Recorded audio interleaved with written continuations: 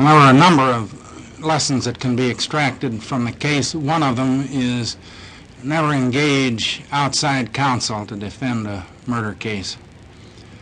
That's one of them. You think Dallas people should have defended him?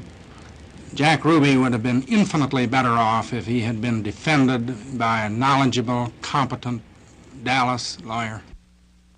Mr. Howard would have relied on what lawyers sometimes somewhat facetiously refer to as courtroom temporary insanity. Howard would not have pleaded Ruby guilty. He would have pleaded him not guilty and relied on an insanity defense, but it would have been a very different insanity defense than the elaborate defense concocted by Mr. Belli.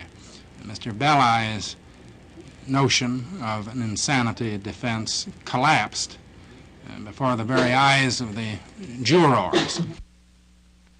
I think rather highly of Dallas justice. After all, the Texas Court of Criminal Appeals speedily reversed this case, in contrast, for example, to the 12 years it took to reverse the Shepard case.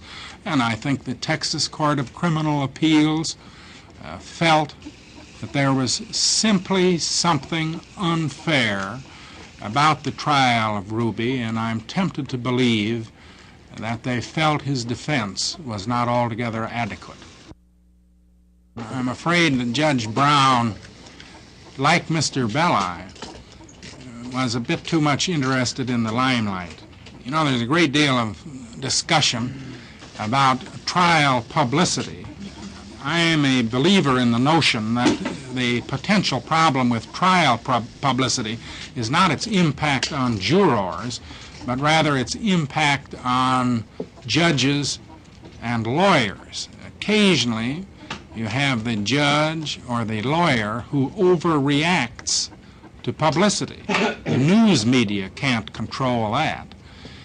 And I'm afraid that Judge Brown may have overreacted, just as Mr. Belli for some time has been overreacting.